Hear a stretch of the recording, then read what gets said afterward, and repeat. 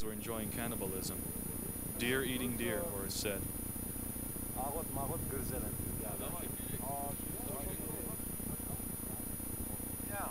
I have, for example, I have a picture first when I came to Karabakh.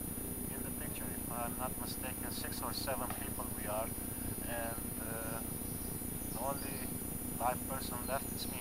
Worldwide, if we were an animal, maybe we could be on the endangered species list. 6 million around the world.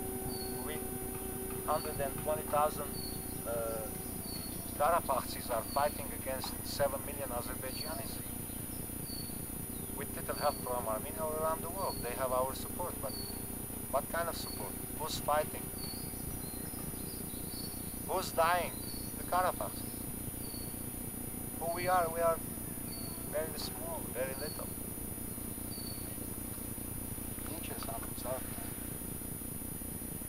This soldier had burned holes in his socks, trying to warm them over a fire after a wet night on guard duty. He had only one pair. He was stuck.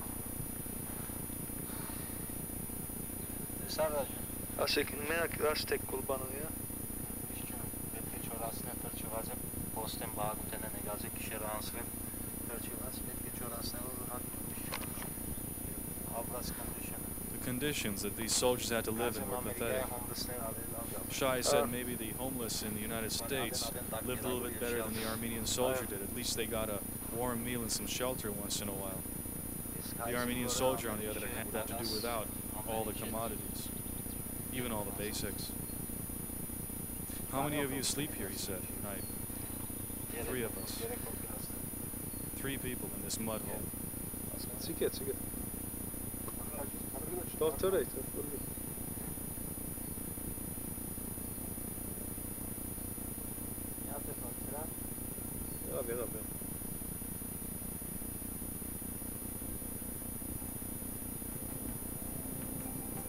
Vertolyot is the Russian word for helicopter. Most of the ones in service here used to belong at one time to the former Soviet Union. Few were of a military nature, but without these, the soldier on the ground would be stranded, especially here in a land of harsh terrain.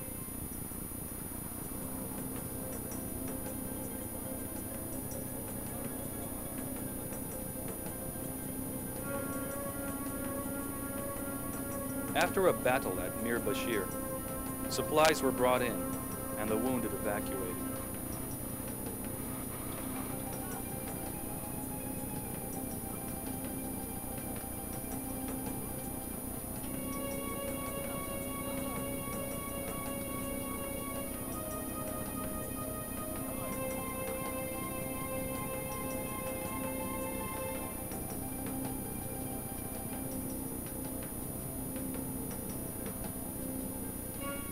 Maghavuz is lucky to be closer in elevation to Stepanakert, the capital of Karabakh, where supply missions originate. Marav Peak, on the other hand, is the highest point of a mountain chain that includes the embattled outposts of Yerager, Gyoktapa, and Ardatap. Of these, Ardatap has the most splendor. A ledge surrounded by mountains on nearly all sides, it has one gap by which helicopters can enter. It is a landing pad for troops headed for the northern front. Most of the men here were waiting for a ride out, for a chance to go home and see their families. Leave was long overdue. That's why I was here. My visa had expired and I was suddenly here illegally. Куда Цвитка?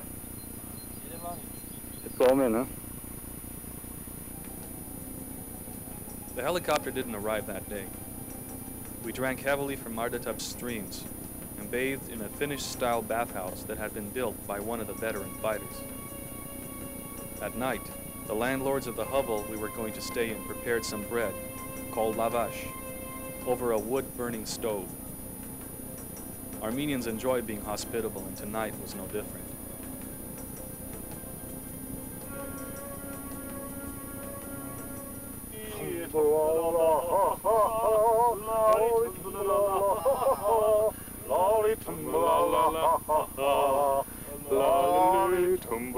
8 of us slept in a space 3 would have found crowded.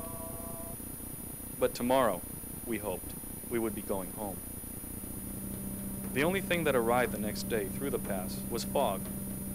The sun was cheating us. As the days followed, any hope evaporated. Then it condensed and came down as rain. We were stuck in a worse hell than Göktapa could ever offer. I came to think of Ardatap as a green, beautiful prison. It's hard to describe the kinds of thoughts that come to your mind when loneliness and hunger sleep at your side. Every dark thing the busy sound of American life had shrouded is let loose. Someone once said that there can be no patriots on empty stomachs. He was right. I began to curse God and every ideology that brought me here. I dreamt of food and of laughter and of my family thousands of miles away. The clouds were the lid that sealed the tomb from the outside. Even though there were quite a few of us in the same boat, our desperation made strangers out of us, and each was caught in a particular solitude, an abyss absent of mind and reason. My own version was that I had not brought anything to read. Not that I even had the heart to read. Ardatap was the farthest outpost, and the food got here last, usually stale and insufficient by the time it filtered down to us.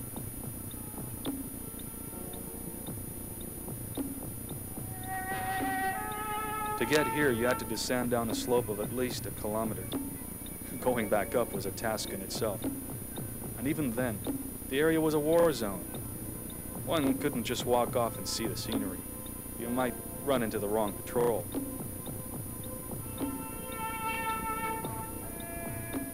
If we could eat frustration, though, there would have been no problem at all. Eventually, the commander of our unit had us brought back over to Göktapa, and we made the 30-kilometer journey down the mountain on foot.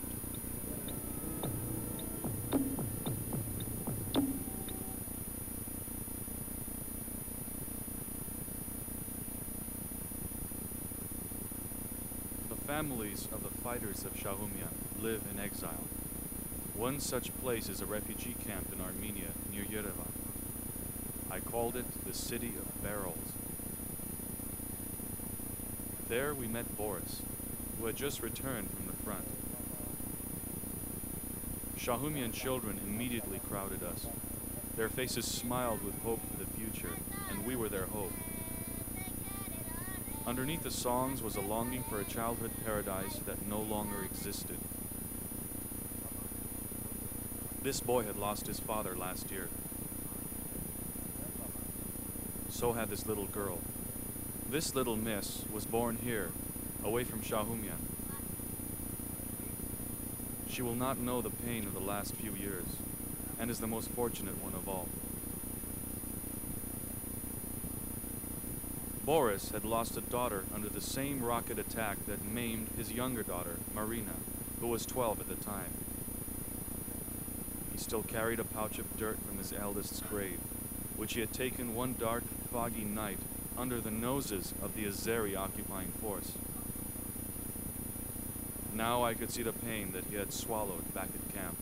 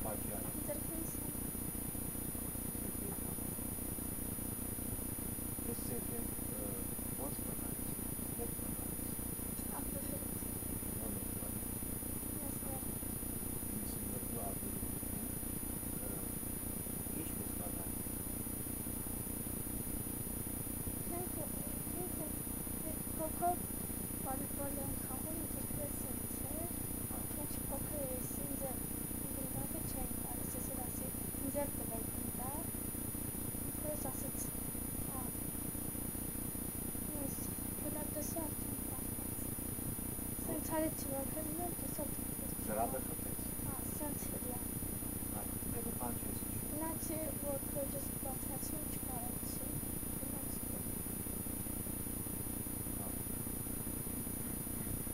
Տուն ինչ ուզեր հավատալ։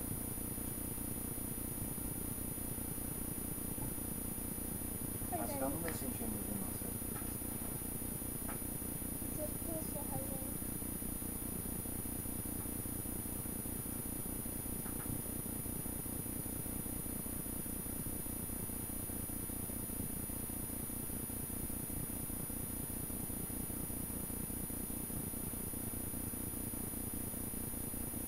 One part of me wanted to forget everything I'd seen, to leave the sorrow behind and occupy myself with other things.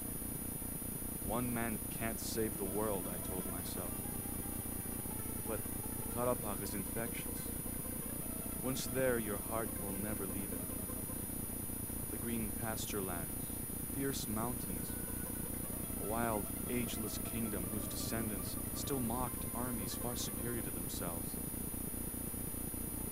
Now I knew why Shahe, Garo, and others like them returned time and time again.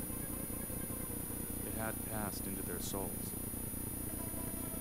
All the hardship was forgotten. All you thought about were the dewdrops on the grass one foggy morning, the cold that cut to the bone, the harsh warmth of the Armenian sun. And you prayed that God granted you one more look from the mountains of Shahumyan, one more meal at the table of your friends, one more desperate prayer on the rocks of Gyoktafa.